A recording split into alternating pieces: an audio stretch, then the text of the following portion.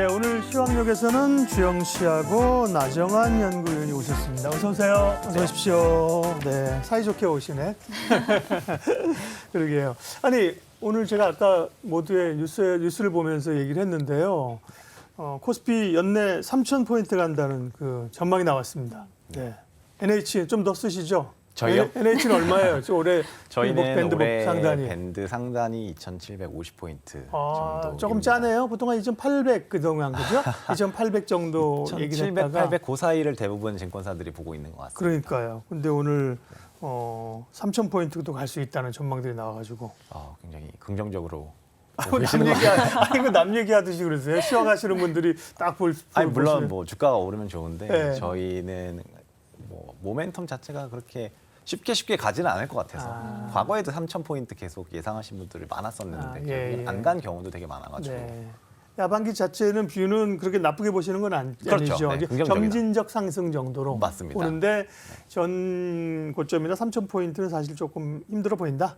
그렇게 그렇죠. 말씀하신 거고요. 네. 우리가 뭐 하반기 3,000포인트는 조금 먼 얘기고 당장 미국의 이제 부채 한도 때문에 부채 한도 협상 때문에 어려운데요. 다시 이번에도 만난다고 하는데 오늘 쉽게 합의점을 뭐 오늘 밤에라도 좀 찾기는 어렵지 않을까요? 어려울 수도 어렵겠죠. 있지 않을까. 맞습니다. 저희도 조금 그렇게 생각을 하고 있는데 원래 일반적으로 미국의 재무부의 자금이 좀 고갈이 돼서 네. 더 이상 뭐 이자를 비용을 내지 못하는 시점, 그 시점을 저희가 X데이트라고 네. 하는데 네. 원래 4월 정도쯤 이렇게 세수 유입이 있으면은 재무부에서 그 세수 유입된 자금으로 이제 이자 비용을 내든지 처리할 것들을 처리하면은 네. 이런 X데이트 자체가 좀 밀릴 수가 있는데 4월 달에 세수 유입이 그렇게 크지가 않았어요.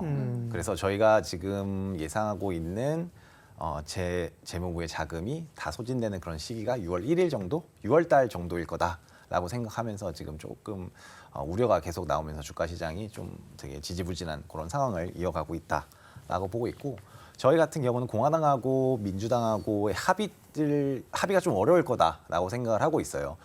양당이 굉장히 첨예하게 대립을 하고 있고 그런 관점에서 저희는 이번 6월, 그러니까 오늘 밤에는 협상이 진행이 되겠지만 바이든 대통령도 긍정적으로 옵티미스틱하다라고 말했지만 저희는 아무래도 조금 더 유예가 되지 않을까. 아마 과거 사태를 봤을 때 한 9월 30일 이때가 내년도 예산안을 책정하는 마감일이거든요. 네. 그때까지 부채 한도 이슈도 유예를 시켜서 예산안이랑 부채 한도 이슈랑 같이 묶어서 처리를 하지 않을까라고 생각을 합니다. 그런 경우가 2013년도에도 있었고 2018년도에도 있었고 그렇기 때문에 그게 가장 가능성이 높다라고 보고 있어요. 선거가 있어가지고 더 어려워요, 그죠? 맞습니다. 서로 이제 기싸움을 하고 있는 거고요. 그렇죠. 근데 왜 보통 우리가 뭐 얘기할 때 노르망디 상륙작전도 그렇고 D-Day 이렇게 얘기하잖아요. D-Day. 그렇죠. 이건 X데이라고 안 하고 X데이트라고 하대 또. X데이트라고 하네요. 유학파가 좀 얘기해 주세요. 왜 X데이트라고 하는 거예요? 저도 사실 그 정확한 용어에 대해서는 잘 모르거든요. 다들 그렇게 부르시더라고요. X데이트라고. 근데 그 네. 6월 초는 그 사실은 옐런 재무장관도 얘기한 시기인데. 네. 근데 뭐 6월이 아니라 7, 8월. 네. 갈 수도 있다. 그렇죠. 지금 말씀하신 건 9월까지도 네. 늘어질 수 있다. 그렇죠. 네. 6월 달에 디폴트가 난다고 기사가 많이 나온 것 같은데 네. 사실 뭐 재무부가 돈이 없긴 한데 여기저기 이렇게 끌어모으면은 네. 또 쓸 수 있는 돈이 있어요. 그러니까요. 이렇게 그 특별 조치라 그래가지고 네. 얘네가 이렇게 이자를 낼 수 있는 돈을 이렇게 끌어모을 수 있는 그런 조치도 있습니다. 그래서 그게 진행이 되면서 조금씩 협상 자체도 계속 밀리면서 결국에는 뭐 한 3개월 동안 부채 한도 자체를 좀 유예시키는 방안으로 협상이 되고 그때 동안 협상 기간을 벌고 거기서 더 협상을 계속 진행을 하지 않을까라는 게 뭐 과거에도 그랬기 때문에 그럴 가능성이 좀 높다라고 보고 있습니다. 그렇군요. 네, 과거 얘기를 이제 계속 해주셨으니까 그러면은 이전이랑 이번에 이 부채 한도 협상을 하는 건 좀 어떤 차이가 있는지도 궁금하거든요. 과거에 부채 한도 이슈가 굉장히 부각됐던 시점은 2011년도. 그때가 민주당하고 공화당하고 좀 많이 갈리면서 부채 한도 협상 자체가 진행이 굉장히 미뤄졌어요. 그러면서 뭐 결국에는 부채 한도를 이렇게 협상이 됐지만 그런 부채 한도 이슈 때문에 미국 신용등급도 강등됐던 사례가 있었습니다. 그러니까 S&P에서 내리고 충격 컸었잖아요. 그렇죠. 네. 그럴 때 사야 되는데, 그죠? 맞습니다. 맞아요. 사실 결국 이제 뭐 과거니까 저희가 이제 맞아요. 뭐 보면 알겠지만 네. 그때 떨어졌을 때 결국에는 올랐거든요. 예. 그래서 그런 충격이 있었던 건데 결국에는 2011년도 해결이 됐고 2013년도도 있었고 2018년도도 부채 한도 이슈가 있었는데 그때는 말씀드린 것처럼 부채 한도 이슈를 조금 미뤄서 예산안이랑 함께 묶어가지고 같이 처리를 했었거든요. 그러면서 결국 주가가 뭐 조금 불안정하긴 했지만 결국에는 좀 우상향하는 모습을 보였기 때문에 그러니까 말씀하신 것처럼 좀 그때 떨어지면은 결국에는 해결될 거다라는 그런 인식을 갖고 계시면은 좀 사야 되는 그러니까요. 포인트죠. 우리가 뭐 우리 내부적인 문제도 아니고 미국의 부채 한도 가지고 고민해야 되는데 계속 긴장은 하고 있지만 오히려 사실은 기회를 기다리는 사람이라고 하면 덜커덩거릴 때가 그죠? 그렇죠. 살 수 있는 기회가 될 수 있는 거예요, 그죠? 그렇죠. 미국이 뭐 부채 한도 협상 안 하고 서로 죽기 살기로 서로 죽자고 그래가지고 뭐 디폴트 가지는 않을 거잖아요. 그렇죠. 상식적으로 봐도 상식적으로 보면 그렇죠. 네, 그러니까요. 네. 이번에 또 사실은 조금 선거를 앞두고 기싸움도 있다 그러지만 지금 바이든 정부가 이제 친환경 때문에 보조금 많이 주고 이런 것들 네. 그런 거에 대한 좀 부담 밀당이 좀 심한 것 같아요. 그렇습니다. 네. 사실 그 민주당하고 공화당하고 싸우는 포인트가 그거거든요. 네, 네. 민주당은 이제 내년도에 선거가 뭐 둘 다 있지만 계속 이제 민주당의 대통령을 이어가기 위해서는 네. 좀 계속 국민들에게 뭐 이렇게 뭔가 이렇게 그 복지 정책을 펼치고 또 예산을 넓혀가지고 잘해주고 이래야지만 또 지지율이 올라가고 이래서 좋아하는데 공화당 입장에서는 그게 아니죠. 공화당 입장에서는 최대한 민주당이 복지 정책을 삭감하려고 하고 지금 정책을 펼치고 있는 그런 친환경 정책들의 예산을 좀 깎아서 최대한 이걸 못 펼치게 하는 게 이제 공화당의 목적이기 때문에 말씀하신 대로 좀 그 일렉션을 앞두고 좀 이런 불안정성이 정치 네. 불안정성이 좀 확대되고 있다 예. 정도로 보시면 돼요. 일렉션이랑 선거를 말합니다. 일렉션. 이런 지금 부채 한도 협상 안 되는 것들이 여러 여파가 있는데요. 네. 연준의 통화 정책에도 영향을 이게 미칠 수 있어요. 저는 뭐 언뜻 이렇게 연결고리는 잘 생각은 안 나는데. 일단은 뭐 금융시장 자체가 조금 불안정해질 수는 있죠. 네. 최근에 미국의 그 CDS 프리미엄이라고 있습니다. 예, 예. 이게 어느 정도 국가가 디폴트가 나면은 거기에 대해서 우리가 보상을 해주는 그런 상품인데 네. 그런 상품 그 프리미엄 자체가 이렇게 확 오른다는 거는 이 부채 가능성, 그러니까 디폴트가 날 가능성이 좀 이렇게 높아진다라고 일반적으로 저희가 좀 예. 알고 있는 그런 건데 금융 불안정성이 높아진다고 그러니까 CDS 프리미엄 자체가 높아진다고 연준의 통화 정책이 바뀌지는 않을 것 같아요. 아무래도 연준 자체는 가장 두 개를 목적으로 삼고 있는데 네. 완전 고용하고 물가 안정 이 두 개거든요. 거기다가 뭐 플러스로 금융 시장의 안정 이 정도도 꼽을 수 있겠지만 가장 중요한 건 물가하고 고용이기 때문에 사실 지금 물가 같은 경우는 뭐 지난주에 보셨겠지만 뭐 좀 내려오고 있는 그런 상황은 네. 있습니다. 점진적인 하강이죠. 그렇죠. 네. 점진적으로 하강을 하고 있고 고용 지수 자체는 굉장히 호조를 보이고 있어서 네. 사실 이런 CDS 프리미엄이 높아지거나 아니면 부채 한도 이슈가 불거진다고 통화 정책을 바꾸기는 좀 아닐 것 예. 같다라고 보고 있어요. 네. 근데 이렇게 CDS 프리미엄이 어제 보니까 최고치를 좀 기록했다고 하더라고요. 그러면 이렇게 경제 위기에 대한 우려가 좀 커지면서 뭐 우리나라를 비롯해서 신흥국들에게도 좀 영향이 있지 않을까 이런 생각이 드는데 어떻게 보시는가요? 그렇죠. CDS 프리미엄 자체가 높아지면서 금융시장의 불안정성, 불확실성이 좀 확대되면은 좀 여파는 DM보다는 EM 쪽, 그러니까 신흥국 쪽의 여파가 더 클 수가 있으니까 신흥국 뭐 자산 시장의 가격 변동성 자체가 좀 이렇게 확대될 수 있다. 네. 그런 요인으로 작용할 수도 있는데 뭐 아까 저희 처음 얘기한 얘기처럼 결국 부채 한도 이슈라든지 뭐 예산안 이슈들은 결국은 해결된다는 관점에서 봤을 때는 조정 시 매수하는 그런 이게 웃긴 관점. 게 CDS 프리미엄이 신흥국에서는 이게 올라가면 굉장히 불안해요, 그죠? 그렇죠. 자금도 이제 빠지고 우리도 마찬가지고. 근데 항상 미국은 사고는 저거들이 치고 여파는 딴 나라에 미쳐요, 그죠? 맞습니다. 미국의 금융위기 때도 뭐 미국이 서프라임 났는데 사실은 미국보다는 여타 주변국으로 확산되는 거고. 그렇죠. 이 미국의 CDS 프리미엄이 조금 지금 수준이라고 해서 미국이 뭐 디폴트 난다 이렇게는 안 될 텐데, 그죠? 그렇죠. 네. 말씀하신 것처럼 분위기가 안 좋아지면 신흥국이 어디가 더 약한 고리지? 그렇죠. 그러면서 영향이 또 있을 수 있어요. 맞습니다. 맞아요. 강대국이 되는 수밖에 없어. 우리가. 네. 근데 뭔가 이렇게 그래도 우려 속에서도 또 필라델피아 반도체 지수는 좀 올랐더라고요. 맞아요. 반도체 얘기 좀 네. 해야 돼요. 네. 예. 맞아요. 어제 주가 지수를 봤을 때 반도체 위주로 좀 상승하는 좀 모습을 보였습니다. 네. 아무래도 이런 우려가 있었지만 그러니까 반도체 시장을 이렇게 조사하는 기관들에서 반도체 시장에 대해서 굉장히 긍정적인 보고서를 냈어요. 반도체 시장 자체가 2030년까지 연평균 8.8% 계속 꾸준히 성장을 할 것이다라고 이렇게 보고서를 낸 곳도 있고요. 아니면은 뭐 CT에서는 뭐 램리서치라고 반도체 네. 기업이 있는데 거기에 마진율이 좀 더 개선이 될 거다라고 이렇게 발언을 하기도 했거든요.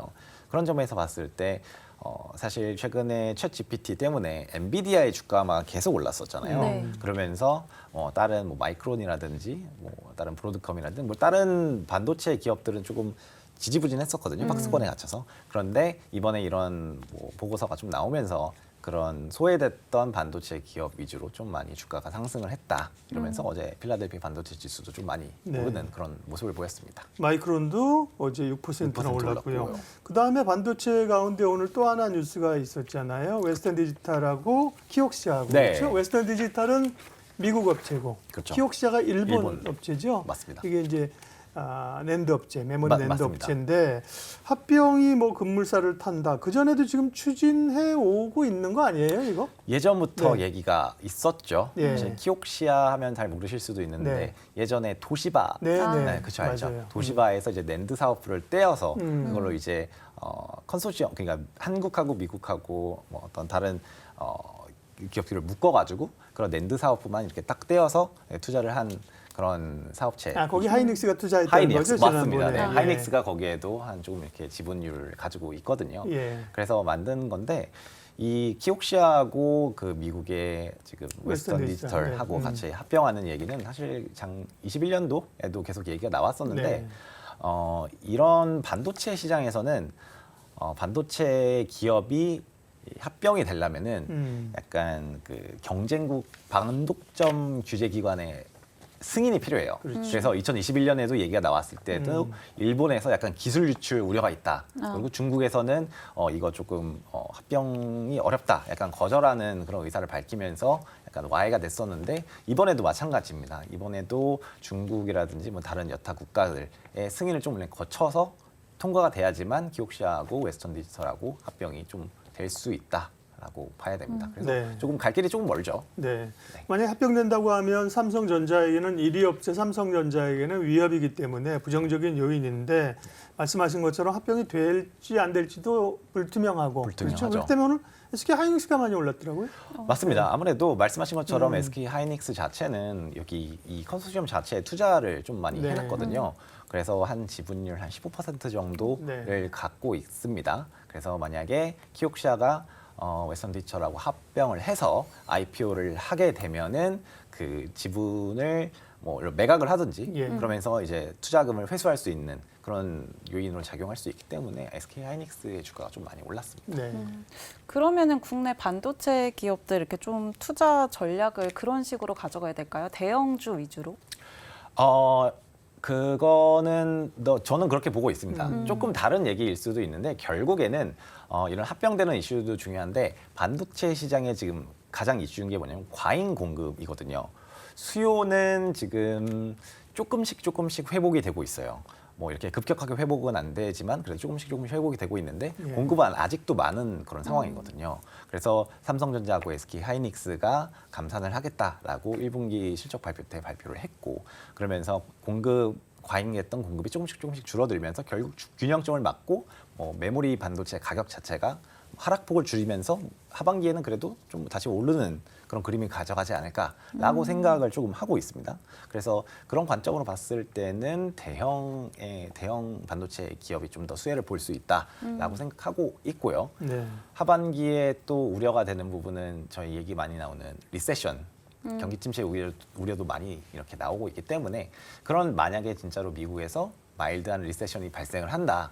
그렇게 될 경우 좀 현금 비중이 많이 있는 그런 대형 기업이 좀 더 안전하다라고 볼 수 있습니다. 뭐 선호도의 차이고요. 뭐 삼성전자나 SK 하이닉스 좋아하시는 분이 있고 소부장 또 좋아하시는 그렇죠. 분이 있고 포트폴리오인데 삼성전자 같은 경우는 오늘 6만 5천 원 수준인데 외국인들 보면 삼성전자를 겁나 계속 사던데요.